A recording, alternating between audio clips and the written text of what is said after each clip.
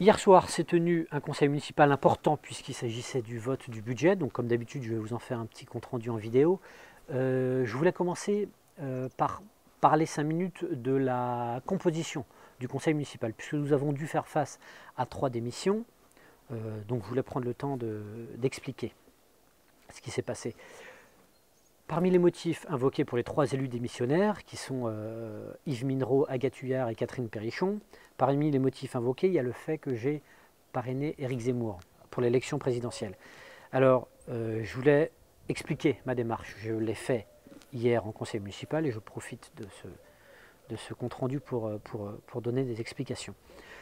J'étais bien décidé à ne parrainer aucun candidat pour la présidentielle parce que moi je ne suis le soutien de personne, je suis libre et indépendant et puis ce qui m'intéresse c'est l'action locale et donc je ne souhaitais pas m'occuper de cette campagne présidentielle.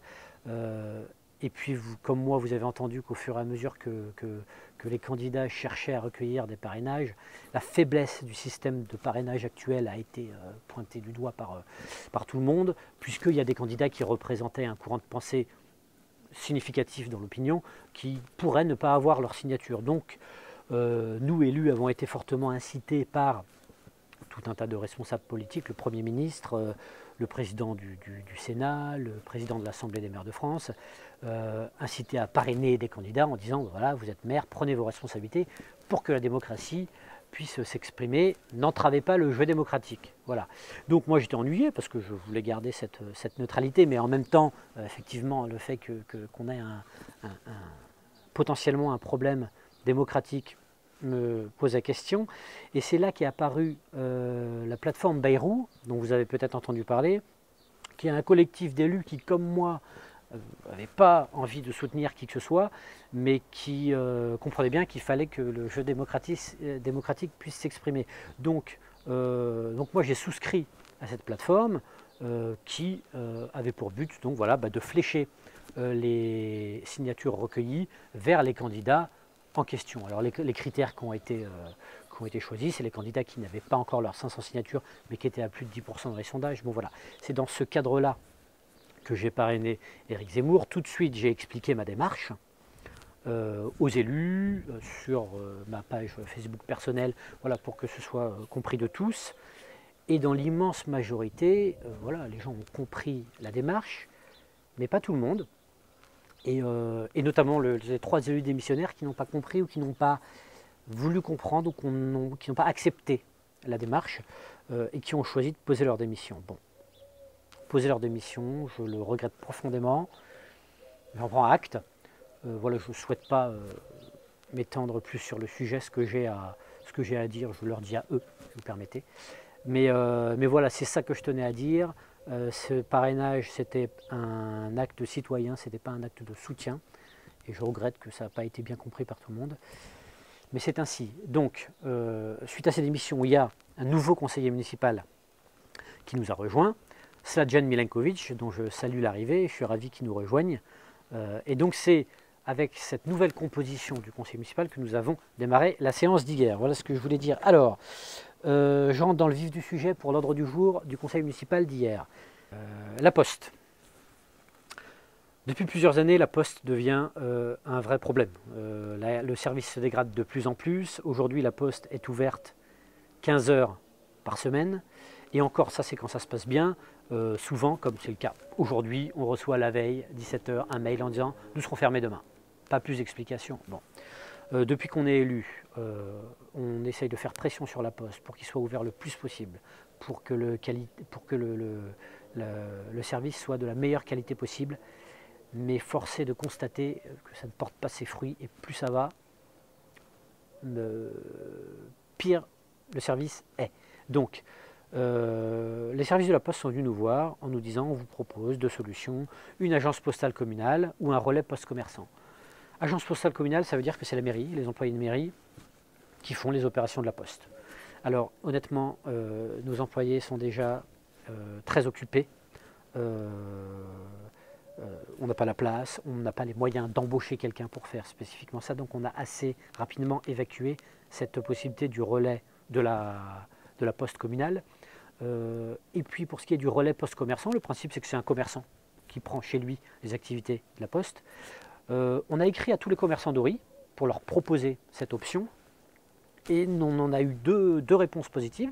La Plume d'Ori, que vous connaissez, et AV Édition, qui est philatéliste, numismate à l'angle de la rue d'Aumale et de la rue de la Chapelle, qui se sont manifestés, qui ont dit, ben voilà, nous, ça nous intéresse, c'est en relation avec nos activités, donc on est prêt à rencontrer la Poste. Donc on les a mis en relation avec la Poste, et puis la Poste nous a dit, écoutez, on a rencontré les deux commerçants, les deux sont partants, donc on va donner le relais Poste commerçant aux deux. Il faut juste le passer en conseil municipal. Voilà. Donc c'est ce que nous avons fait hier, ça a été voté.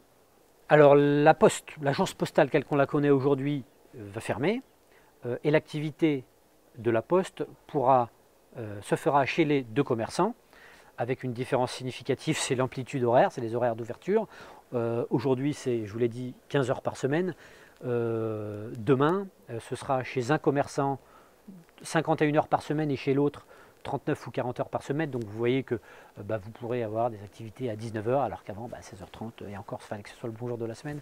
Donc là je pense qu'on gagne vraiment en confort et en qualité de service et je suis heureux qu'on ait pu trouver cette solution-là. Alors toutes les opérations ne seront pas possibles, notamment les dépôts d'argent ou les montants de retrait, voilà, il y aura quelques différences et il faudra s'y habituer, c'est un changement d'habitude, mais je pense que c'est ce qu'on pouvait faire de mieux ou en tout cas de moins mauvais pour essayer de préserver autant que possible l'activité de la Poste à Ory. Voilà. Je passe maintenant sur le budget. Alors un mot sur les finances et sur le résultat de l'année 2021. On a un bon résultat de fonctionnement, hein, on a un résultat de 573 000 euros en fonctionnement. En investissement, on a assez peu investi en 2021. En revanche, on a pas mal remboursé la dette. On a remboursé 800 000 euros du prêt relais qui avait été souscrit par l'équipe municipale précédente. Donc sur ce prêt, il reste aujourd'hui 2,8 millions d'euros à rembourser. Il en restait, il y a 2 ans, 3,8, donc on a bien avancé. On a un taux d'endettement qui est de seulement 5 ans, on a une trésorerie de 2,3 millions d'euros, donc une capacité d'autofinancement significative. Les finances à l'issue de cette année 2021 sont saines. Pour le budget 2022, fiscalité, pour la 3e année consécutive, on n'augmente pas les impôts. Alors, c'est une ligne de conduite que nous nous sommes fixés.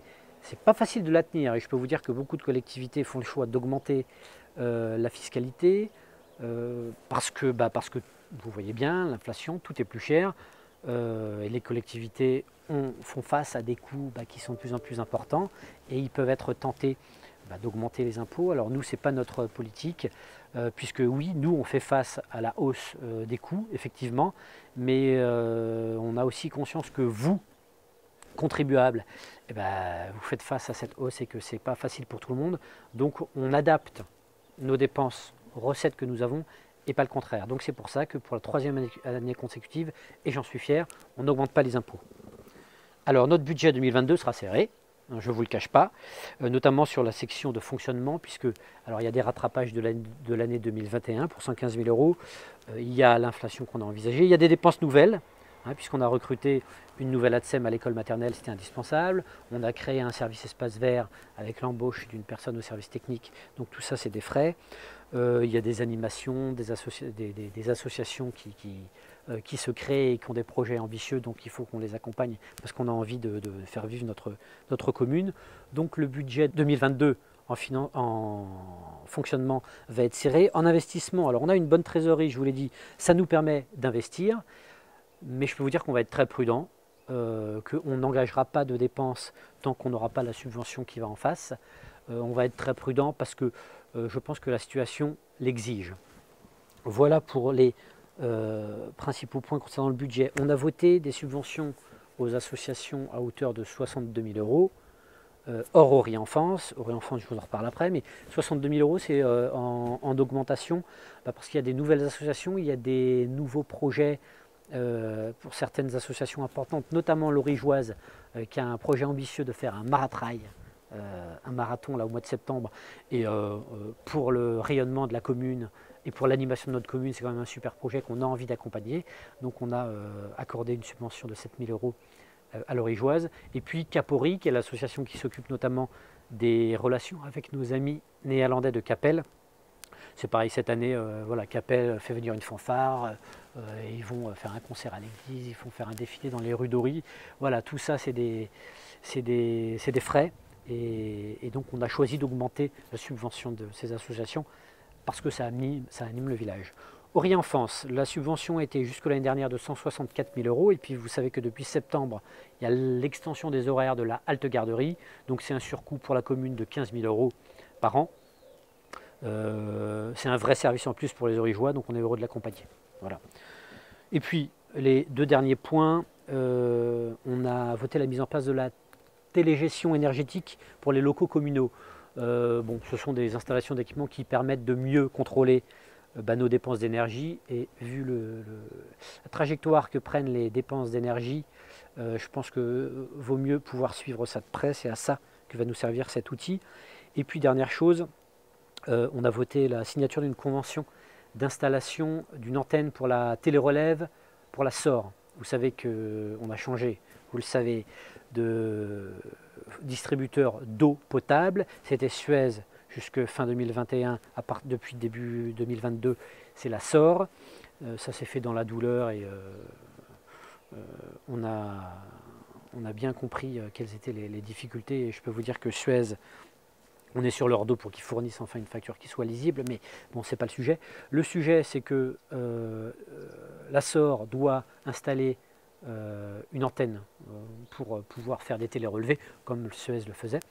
Et donc on va autoriser par cette convention SOR à installer cet équipement, voilà, pour que la télérelève, pour que le relevé de votre compteur d'eau puisse se faire à distance. Voilà en substance ce qui s'est dit. J'ai été un petit peu long, mais le conseil municipal d'hier a été long. Il y avait beaucoup de choses à dire. On est à votre disposition pour toutes les questions que vous pourriez avoir. Merci de votre attention.